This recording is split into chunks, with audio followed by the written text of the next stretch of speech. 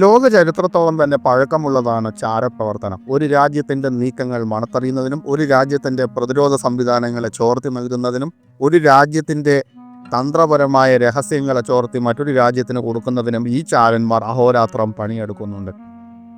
ലോകത്തെ അനവധി ചാരവൃത്തികൾ പ്രസിദ്ധമായ അല്ലെങ്കിൽ കുപ്രസിദ്ധമായ ചാരവൃത്തി പ്രവർത്തനങ്ങൾ രേഖപ്പെടുത്തിയിട്ടുള്ളത് ശീതയുദ്ധകാലത്താണ്. അമേരിക്കയും സോവിയറ്റ് യൂണിയനും മത്സരിച്ച് ഇത്തരം ചാരപ്രവർത്തനങ്ങൾ നടത്തിയിട്ടുണ്ട്.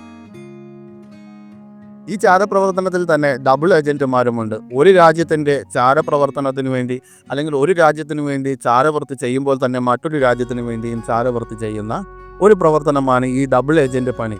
അത്തരത്തിൽ ഇന്ത്യയിൽ ഒരു ഡബിൾ ഏജന്റ് ഉണ്ടായിരുന്നു. അയാളെക്കുറിച്ചുള്ള ചില കാര്യങ്ങൾ നമുക്ക് ഈ വീഡിയോയിൽ പരിശോധിക്കാം. ന്യൂഡൽഹിയിലെ ശാന്തമായ ഒരു തെരുവിലെ ഒരു മറഞ്ഞിരിക്കുന്ന ബങ്കറിൽ നിന്ന് ഒരു രഹസ്യ ഏജന്റ് തൻ്റെ 3 നില വീടിൻ്റെ പടികൾ കയറുന്ന ഒരാളെ നിരീക്ഷിക്കുന്നു.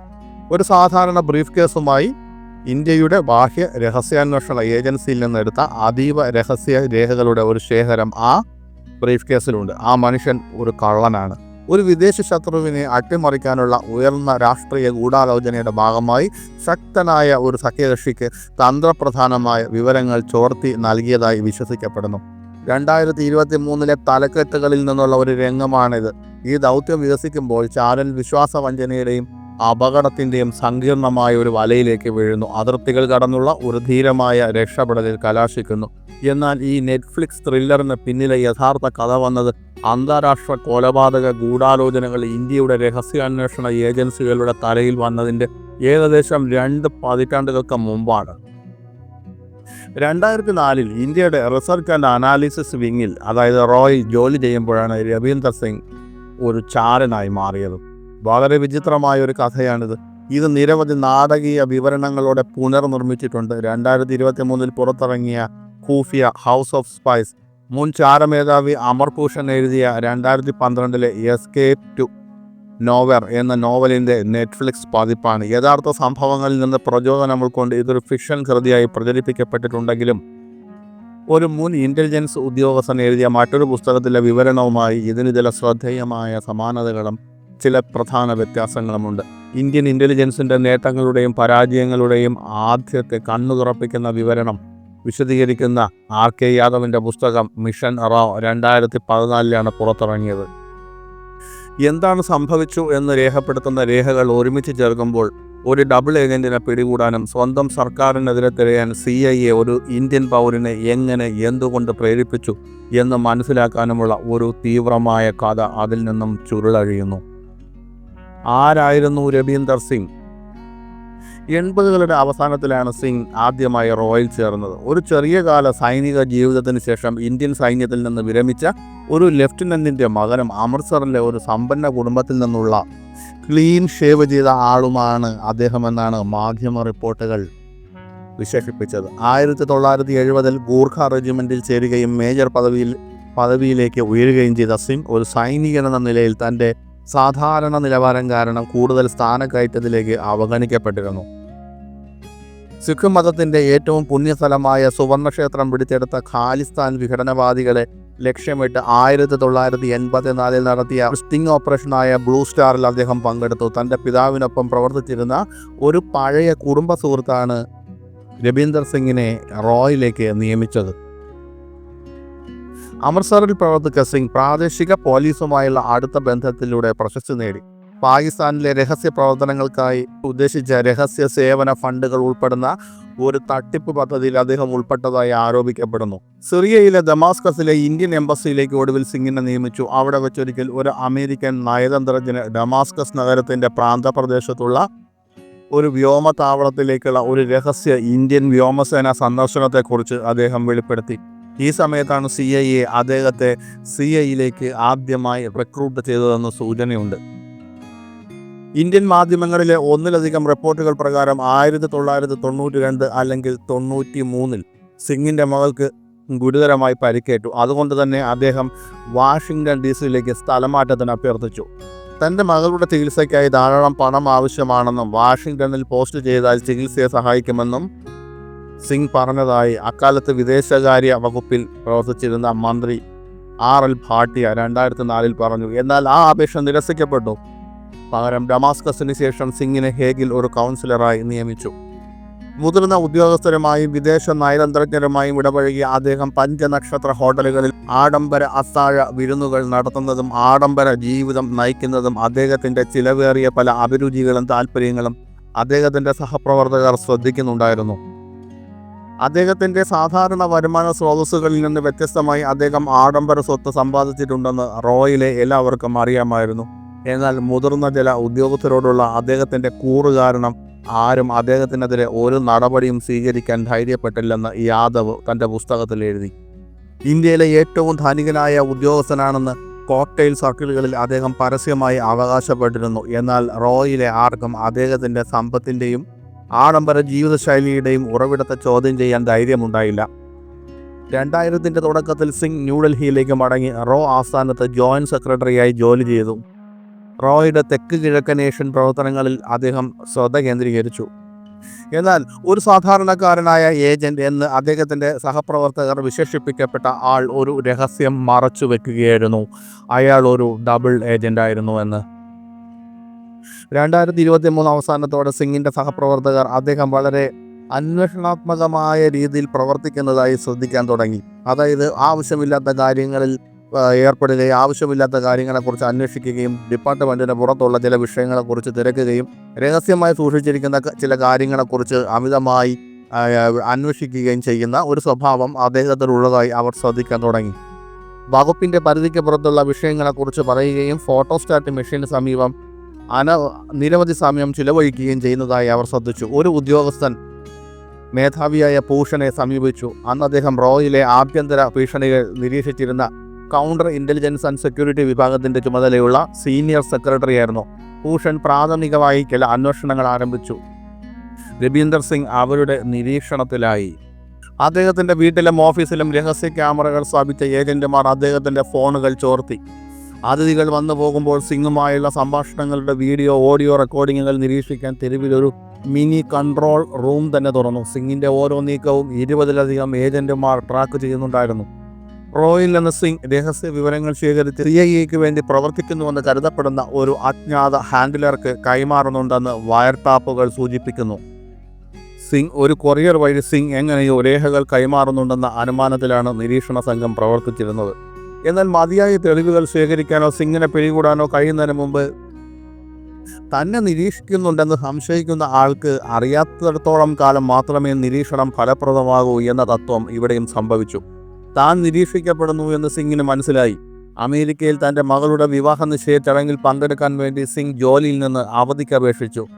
അയാളുടെ സംശയവും ഭയവും ശരിവെക്കുന്ന രീതിയിൽ തന്നെ സംഭവിച്ചു. സിംഗിൻ്റെ ആ അഭ്യർത്ഥന നിരസിക്കപ്പെട്ടു. യാദവിൻ്റെ പുസ്തകമനുസരിച്ച് റോ ആസ്ഥാനത്ത് സ്ഥാപിച്ചിരുന്ന ഒളിഞ്ഞിരിക്കുന്ന ക്യാമറകൾ തേടി സിംഗ് തൻ്റെ ഓഫീസ് അരിച്ചു പറക്കി. ഏപ്രിൽ ഒരു ദിവസം രാവിലെ കെട്ടിടത്തിൽ നിന്ന് പുറത്തേക്ക് കൊണ്ടുപോകാൻ തയ്യാറായി സിംഗ് കടലാസുകളുടെ ഒരു കൂമ്പാരം തന്നെ കെട്ടുകെട്ടായി അടുക്കി വെക്കുന്നത് കൗണ്ടർ ഇൻ്റലിജൻസ് സംഘം കണ്ടു. റോ ജീവനക്കാർ കെട്ടിടം വിട്ടു പോകുമ്പോൾ അവരെ പരിശോധിക്കാൻ ഭൂഷൺ തൻ്റെ ഉദ്യോഗസ്ഥരോട് നിർദ്ദേശിച്ചു. റോയുടെ മുതിർന്ന മധ്യനിര ഉദ്യോഗസ്ഥരിൽ നിന്ന് 100 കണക്കിന് രഹസ്യരേഖകൾ ആസ്ഥാനത്ത് നിന്ന് കൊണ്ടുപോയി. യാദവ് എഴുതി. പെൻഡ്രൈവുകൾ, CD-കൾ, DVD-കൾ, വലിയൊരു ശേഖരം. പക്ഷേ അവയുടെ പ്രധാന ലക്ഷ്യം കണ്ടെത്താൻ അതൊന്നും പര്യാപ്തമായിരുന്നില്ല. കൗണ്ടർ ഇൻ്റലിജൻസ് ഏജന്റുമാർ തന്നെ പിന്തുടരുന്നുണ്ടെന്ന് സംശയിച്ച സിംഗ് രക്ഷപ്പെടാനുള്ള പദ്ധതി തയ്യാറാക്കിക്കൊണ്ടേയിരുന്നു. അതേസമയം അദ്ദേഹം സ്കാൻ ചെയ്യുന്ന ഓരോ പേജിൻ്റെയും ഡിജിറ്റൽ പകർപ്പുകൾ റെക്കോർഡ് ചെയ്യുന്ന ഒരു ട്രിക്ക് ഫോട്ടോകോപ്പിയർ ഓപ്പറേറ്റർമാർ അദ്ദേഹത്തിൻ്റെ ഓഫീസിൽ സ്ഥാപിച്ചിരുന്നു. 16 ദിവസത്തിനുള്ളിൽ അഫ്ഗാനിസ്ഥാൻ, പാകിസ്ഥാൻ, അതിൻ്റെ നിരവധി അയൽക്കാർ എന്നിവിടങ്ങളിലെ റോയുടെ പ്രവർത്തനത്തെക്കുറിച്ചുള്ള സെൻസിറ്റീവ് വിവരങ്ങളടങ്ങിയ രഹസ്യരേഖകൾ ഉൾപ്പെടെ 210-ലധികം റിപ്പോർട്ടുകളുടെ പകർപ്പുകൾ സിംഗ് എടുത്തതായി യാദവ് എഴുതി. അന്വേഷണം കൂടുതൽ ശക്തി പ്രാപിക്കുന്നതായി തോന്നി. പക്ഷേ സിംഗിനെ ചോദ്യം ചെയ്യാനോ അയാൾ ആരുമായാണ് പ്രവർത്തിക്കുന്നതെന്ന് തിരിച്ചറിയാനോ കഴിയുന്ന നിർണായക തെളിവുകൾ ഇപ്പോഴും ഇല്ലാത്തതിനാൽ മുതിർന്ന ഏജന്റുമാർ നിരാശരായി. അവരുടെ ലക്ഷ്യം അറസ്റ്റ് ചെയ്യുകയോ അല്ലെങ്കിൽ ആ ശ്രമം പൂർണ്ണമായി ഉപേക്ഷിക്കുകയോ എന്ന രീതിയിൽ അവർ സമ്മർദ്ദത്തിലായി. ഈ അവസരം സിംഗ് മുതലെടുത്തു. 2004 മെയ് 1 അദ്ദേഹവും ഭാര്യ പർമീന്ദർ കൗറും രക്ഷപ്പെട്ടു. അവർ ഒരു കാർ കടം വാങ്ങി നേപ്പാൾ അതിർത്തിയിലേക്ക് പോയി. നേപ്പാൾഗഞ്ചിൽ വെച്ച് CIA കോൺടാക്ട് ഡേവിഡ് വക്കാല അവരെ കണ്ടുമുട്ടി. മൂവരും രാത്രി ഒരു ഹോട്ടലിൽ താമസിച്ചു. തുടർന്ന് കാഠ്മണ്ഡുവിലേക്ക് ഒരു ആഭ്യന്തര വിമാനം ബുക്ക് ചെയ്തു. അവിടെ അവർ അമേരിക്കൻ എംബസിയിൽ താമസിച്ചു. അവിടെ സിംഗിനും ഭാര്യയ്ക്കും പുതിയ പേരുകളിൽ US പാസ്പോർട്ടുകൾ നൽകി രാം പ്രസാദ് വർമ്മ, ദീപ ജുമാർ ശർമ്മ. മെയ് 7 ശർമ്മ ദമ്പതികൾക്ക് വാഷിംഗ്ടൺ DC പോകുന്ന ഓസ്ട്രിയൻ എയർലൈൻസ് വിമാനത്തിൽ കയറി. സിംഗ് ദിവസങ്ങളോളം ജോലിക്ക് എത്താതിരുന്നതിനെ തുടർന്ന് കൗണ്ടർ ഇൻ്റലിജൻസ് ഉദ്യോഗസ്ഥർ നഗരത്തിലെ ആശുപത്രികൾ പരിശോധിക്കുകയും കുടുംബാംഗങ്ങളെ ചോദ്യം ചെയ്യുകയും ചെയ്തു. ചെന്നൈയിലേക്ക് ഒരു സംഘത്തെ അയച്ചെങ്കിലും അവർക്ക് അയാളെക്കുറിച്ച് ഒരു സൂചനയും ലഭിച്ചില്ല. അവർ അന്താരാഷ്ട്ര വിമാനത്താവളങ്ങളുമായി ബന്ധപ്പെട്ടു. പക്ഷേ സിംഗിൻ്റെ പാസ്പോർട്ട് ബ്ലോക്ക് ചെയ്യാൻ മതിയായ തെളിവുകൾ അവരുടെ കൈവശമില്ലായിരുന്നു. സിംഗിൻ്റെ വീട്ടിൽ നടത്തിയ പരിശോധനയിൽ ഒടുവിൽ അവർ അന്വേഷിച്ചു കൊണ്ടിരുന്ന ആ സ്മോക്കിംഗ് ഗൺ ലഭിച്ചു. തൻ്റെ മോഷ്ടിച്ച രേഖകളുടെ ഇലക്ട്രോണിക് പകർപ്പുകൾ അയക്കാൻ സിംഗ് ഉപയോഗിച്ചിരുന്ന ഒരു ലാപ്ടോപ്പ് കൗണ്ടർ ഇൻ്റലിജൻസ് വിഭാഗം കണ്ടെടുത്തു. അവർ അദ്ദേഹം എവിടെയാണെന്ന് കണ്ടെത്തി. പക്ഷേ അദ്ദേഹത്തെ തടയാൻ ശ്രമിക്കാൻ കാഠ്മണ്ഡുവിലെ ഇന്ത്യൻ എംബസിയുമായി ബന്ധപ്പെട്ടപ്പോഴേക്കും അത് വളരെ വൈകിപ്പോയിരുന്നു. എന്താണ് ഈ ചാരപ്രവർത്തനത്തിൻ്റെ പരിണിത ഫലം? ദേശീയ താൽപ്പര്യത്തിന് അനുയോജ്യമെങ്കിൽ ഔപചാരികമായ വകുപ്പ് തല അന്വേഷണം നടത്താതെ തന്നെ പ്രസിഡന്റിന് അങ്ങനെ ചെയ്യാൻ അനുവദിക്കുന്ന ഇന്ത്യൻ ഭരണഘടനയുടെ ആർട്ടിക്കിൾ പ്രകാരം 2005 സിംഗിനെ റോ ഓഫീസർ സ്ഥാനത്ത് നിന്ന് ഔദ്യോഗികമായി പിരിച്ചുവിട്ടു. ഏജൻസിയിലെ ഒരു മുതിർന്ന ഉദ്യോഗസ്ഥൻ ഒരു ആഭ്യന്തര അന്വേഷണം പൂർത്തിയാക്കിയതായി റിപ്പോർട്ടുണ്ട്. പക്ഷേ അതിൻ്റെ കണ്ടെത്തലുകൾ ഒരിക്കലും പരസ്യമാക്കിയില്ല. അപ്രത്യക്ഷനായ ചാരൻ എന്നതിനെക്കുറിച്ചും അദ്ദേഹം ലോകത്തിലെ ഏറ്റവും ശക്തരായ രാജ്യങ്ങളിൽ ഒന്നിന് വിറ്റിരിക്കാവുന്ന രഹസ്യങ്ങളെക്കുറിച്ചും ഇന്ത്യൻ മാധ്യമങ്ങൾ ആവേശഭരിതമായ റിപ്പോർട്ടുകൾ പ്രസിദ്ധീകരിച്ചു. മറ്റൊരു കാര്യം, ഒരു ഡബിൾ ഏജന്റിന് അവരുടെ സ്വന്തം താവളം വിട്ട് ഓടിപ്പോകാൻ നിർബന്ധിതരാവുകയും അവർ ആർക്കാണോ വിവരം കൊടുക്കുന്നത് അവിടേക്ക് എത്തുകയും ചെയ്യുമ്പോൾ പിന്നീട് അവർക്ക് എന്ത് സംഭവിക്കുമെന്ന കാര്യത്തിൽ ആർക്കും ധാരണകളില്ലായിരുന്നു. എന്നാൽ സിംഗിൻ്റെ കാര്യത്തിൽ അമേരിക്ക നിശ്ചയിച്ചിരുന്ന മൂല്യം വളരെ കുറവായിരുന്നു. കാരണം അദ്ദേഹം അമേരിക്കയിൽ വന്ന ഏതാനും മാസങ്ങൾക്ക് ശേഷം അദ്ദേഹത്തെ CIA പുറത്താക്കി. അവർ അദ്ദേഹത്തിന് പണം നൽകുന്നത് നിർത്തി. ഒരു തിങ്ക് ടാങ്കിൽ ജോലി നേടാനുള്ള അദ്ദേഹത്തിൻ്റെ ശ്രമവും തടഞ്ഞു. പൗരത്വത്തിനായി അദ്ദേഹത്തിൻ്റെ അഭ്യർത്ഥനയെ പിന്തുണയ്ക്കാൻ അവർ വിസമ്മതിച്ചു. 2004 നവംബറിൽ സുരേന്ദർ സിംഗ് എന്ന് സ്വയം വിശേഷിപ്പിക്കുന്ന രബീന്ദർ സിംഗിന് തനിക്ക് അഭയം നിഷേധിച്ച ഇമിഗ്രേഷൻ ബോർഡിൻ്റെ തീരുമാനം പുനഃപരിശോധിക്കണമെന്നാവശ്യപ്പെട്ട് US കോടതി ഓഫ് അപ്പീലിൽ ഹർജി നൽകി. ഖാലിസ്ഥാൻ എന്നറിയപ്പെടുന്ന ഒരു പ്രത്യേക രാഷ്ട്രത്തിനു വേണ്ടി ശ്രമിക്കുന്ന ചില വ്യക്തികളെക്കുറിച്ച് റിപ്പോർട്ട് ചെയ്യുന്നതിനായി ഇന്ത്യയിലെ ഒരു ആഭ്യന്തര വകുപ്പായ റോ തന്നെ റിക്രൂട്ട് ചെയ്തതായി അദ്ദേഹം വിശദീകരിച്ചു. എന്നാൽ താൻ അന്വേഷിച്ച വളരെ മതവിശ്വാസിയായ ഒരാളുടെ കൊലപാതകത്തിൽ സഹായിക്കാൻ ഉത്തരവിട്ടപ്പോൾ അദ്ദേഹം റോയിൽ നിന്ന് പുറത്തുപോയതായി അവകാശപ്പെട്ടു.